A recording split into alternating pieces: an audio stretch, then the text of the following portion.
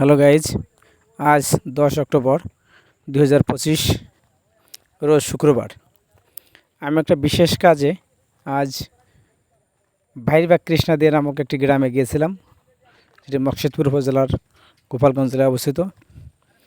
সেখানে গিয়ে একটি ঘরের সামনে দেখলাম সুন্দর একটা মালটা গাছ, সবুজ মালটা।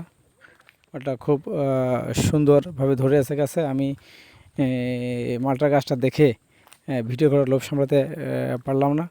আমি এখানে ভিডিও করে এনেছি, কিন্তু সেখানে ভয়েস দিতে পারিনি, অনেক লোকজন ছিল। সেই কারণেই শুধু তখন গাছটাকে ভিডিও করে এনেছিলাম।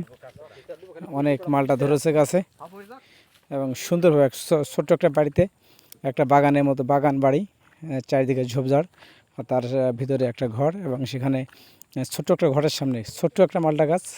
এখনও অনেক মালটা ধরে আছে, আমি দেখানোর চেষ্টা করছি। তবে এখানে প্রচুর মালটা ধরেছিল, অনেক মালটা ঝরে পড়ে গেছে, আরও অনেক অনেক ছিল। বললো যে বাড়ির যে দিদি ছিলেন তিনি বললেন যে অনেক মালটা ধরেছিল, অনেক মালটা ঝরে গেছে। এখনও যতগুলো আছে তত মনে হয় মিনিমাম 3 থেকে 500 হবে। বেশ ভালোই সাইজ, একেবারে ছোটও না বড়ও না, অনেক ধরেছে এখানে। আমি দেখুন, এই যে সেই দিদি আমাদের মালটা পেড়ে দিচ্ছে।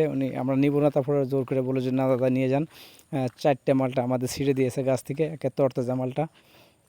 আমরা যদিও আনতে চাইনি, যে মানে এক কথায় বলতে গেলে জোরপূর্বকে আমাদের 4টে মালটা দিয়েছে। সেখানে আমি এবং আমার ভাতিজা সঞ্জয় বিশ্বাস, আমরা দুজন গিয়েছিলাম। কিন্তু আপনারা হয়তো অনেকেই মালটা গাছ দেখেন নাই, সবুজ মালটা গাছ অনেকেই দেখেন নাই, বা অনেকেই দেখেছেন। দেখেন যে দিদিকে দেখা যাচ্ছে, দিদি খুব যত্ন করে এবং কষ্ট করে, যত্ন সহকারে কষ্ট করে আমাদের মালটা পেড়ে দিচ্ছেন। আপনারা অনেকেই যারা মালটা গাছ দেখেন না এখনও, মালটা কীভাবে ধরে, কোথায় ধরে, কোন পরিবেশে ধরে, গাছটাকে গুল্ম জাতীয় না বড় গাছ কীরকম হয়, সেটা অনেকে দেখেন না এবং আমি সেটা দেখানোর চেষ্টা করলাম। ধন্যবাদ সবাইকে, ভালো থাকবেন সবাই।